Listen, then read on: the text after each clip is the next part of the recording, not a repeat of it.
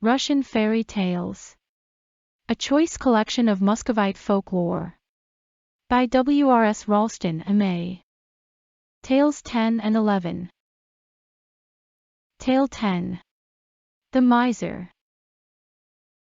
There once was a rich merchant named Marco. A stingier fellow never lived. One day he went out for a stroll. As he went along the road he saw a beggar, an old man, who sat there asking for alms. Please to give, O ye Orthodox, for Christ's sake. Marco the rich passed by. Just at that time there came up behind him a poor peasant, who felt sorry for the beggar, and gave him a kopeck. The rich man seemed to feel ashamed, for he stopped and said to the peasant, "Harkee neighbor, lend me a kopeck. I want to give that poor man something, but I've no small change." The peasant gave him one, and asked when he should come for his money. "Come tomorrow," was the reply. Well, next day the poor man went to the rich man's to get his kopeck. He entered his spacious courtyard and asked, "Is Marco the rich at home?" "Yes." "What do you want?" replied Marco. "I've come for my kopeck, brother." "Come again." "Really, I've no change just now." The poor man made his bow and went away. "I'll come tomorrow," said he. On the morrow he came again, but it was just the same story as before. "I haven't a single copper. If you like to change me a note for 100, no." "Well then come again in a fortnight." At the end of the fortnight the poor man came again, but Marco the rich saw him from the window, and said to his wife, "Harkee wife, I'll strip myself naked and lie down under the holy pictures. Cover me up with a cloth, and sit down and cry, just as you would over a corpse. When the peasant comes for his money, tell him I died this morning." Well, the wife did everything exactly as her husband directed her. While she was sitting there drowned in bitter tears, the peasant came into the room. "What do you want?" says she. "The money Marco the rich owes me," answers the poor man. "Ah, peasant, Marco the rich has wished us farewell. He's only just dead. The kingdom of heaven be his. If you'll allow me, mistress, in return for my kopeck I'll do him a last service, just give his mortal remains a wash." So saying he laid hold of a pot full of boiling water and began pouring its scalding contents over Marco the rich. Marco, his brows knit, his legs contorted, was scarcely able to hold out. "Writhe away or not as you please," thought the poor man, "but pay me my kopeck." When he had washed the body, and laid it out properly, he said, "Now then, mistress, buy a coffin and have it taken into the church. I'll go and read psalms over it." So Marco the rich was put in a coffin and taken into the church, and the peasant began reading psalms over him. The darkness of night came on. All of a sudden a window opened, and a party of robbers crept through it into the church. The peasant hid himself behind the altar.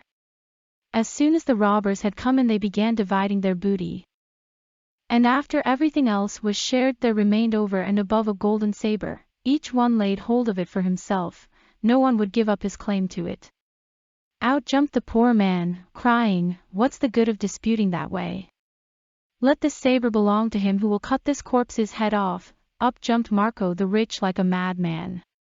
The robbers were frightened out of their wits, flung away their spoil and scampered off. "Here, peasant," says Marco, "let's divide the money." They divided it equally between them. Each of the shares was a large one. "But how about the kopeck?" asks the poor man. "Ah, brother," replies Marco, "surely you can see I've got no change." And so Marco the rich never paid the kopeck after all. Tale 11. The Fool and the Birch-Tree.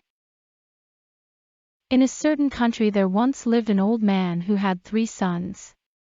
2 of them had their wits about them, but the third was a fool. The old man died and his sons divided his property among themselves by lot. The sharp-witted ones got plenty of all sorts of good things, but nothing fell to the share of the simpleton but 1 ox, and that's such a skinny one. Well, fair time came round, and the clever brothers got ready to go and transact business. The simpleton saw this, and said, "I'll go too, brothers, and take my ox for sale." So he fastened a cord to the horn of the ox and drove it to the town. On his way he happened to pass through a forest, and in the forest there stood an old withered birch tree. Whenever the wind blew, the birch tree creaked. "What is the birch creaking about?" thinks the simpleton. "Surely it must be bargaining for my ox."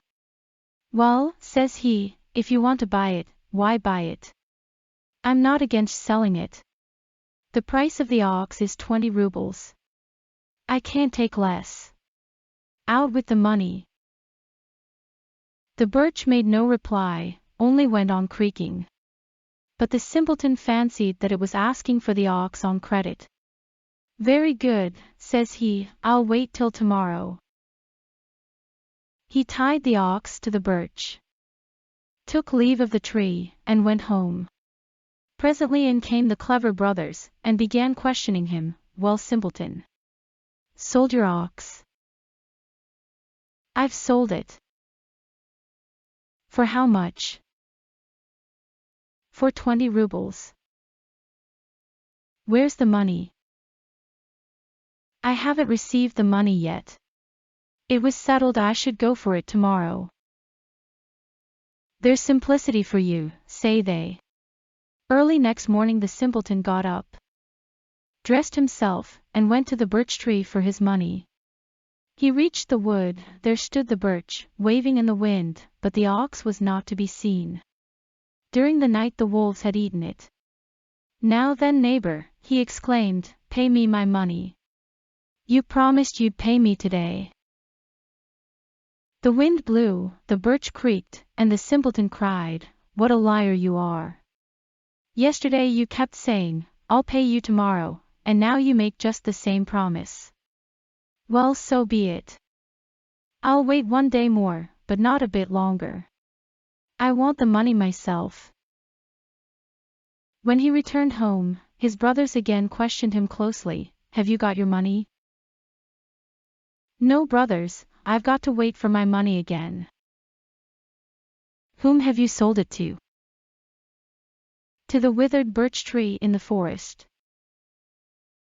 "Oh, what an idiot!" On the third day the simpleton took his hatchet and went to the forest. Arriving there, he demanded his money, but the birch tree only creaked and creaked. "No, no, neighbor," says he. "If you're always going to treat me to promises, there'll be no getting anything out of you. I don't like such joking, I'll pay you out well for it." With that he pitched into it with his hatchet, so that its chips flew about in all directions. Now, in that birch tree there was a hollow, and in that hollow some robbers had hidden a pot full of gold. The tree split asunder, and the simpleton caught sight of the gold. He took as much of it as the skirts of his caftan would hold, and toiled home with it. There he showed his brothers what he had brought. "Where did you get such a lot, simpleton?" said they. "A neighbor gave it me for my ox. But this isn't anything like the whole of it, a good half of it I didn't bring home with me. Come along, brothers, let's get the rest." Well, they went into the forest, secured the money, and carried it home. "Now mind, simpleton," say the sensible brothers, "don't tell anyone that we've such a lot of gold." "Never fear, I won't tell a soul." All of a sudden they run up against a diachok, and says he, "What's that, brothers, you're bringing from the forest?" The sharp ones replied, "Mushrooms." But the simpleton contradicted them, saying, "They're telling lies. We're carrying money, here. Just take a look at it." The diachok uttered such an "oh," then he flung himself on the gold, and began seizing handfuls of it and stuffing them into his pocket. The simpleton grew angry, dealt him a blow with his hatchet, and struck him dead. "Hey, simpleton! What have you been and done?" cried his brothers. "You're a lost man, and you'll be the cause of our destruction too. Wherever shall we put the dead body?" They thought, and at last they dragged it to an empty cellar and flung it in there. But later on in the evening the eldest brother said to the second one, "This piece of work is sure to turn out badly. When they begin looking for the diachok, you'll see that simpleton will tell them everything. Let's kill a goat and bury it in the cellar, and hide the body of the dead man in some other place." Well, they waited till the dead of night, then they killed a goat and flung it into the cellar, but they carried the diachok to another place and there hid him in the ground. Several days passed, and then people began looking everywhere for the diachok, asking everyone about him. "What do you want him for?" said the simpleton, when he was asked. "I killed him some time ago with my hatchet, and my brothers carried him into the cellar." Straightway they laid hands on the simpleton, crying, "Take us there and show him to us." The simpleton went down into the cellar, got hold of the goat's head, and asked, "Was your diachok dark-haired?" He was. "And had he a beard?" "Yes, he'd a beard." "And horns?" "What horns are you talking about, simpleton?"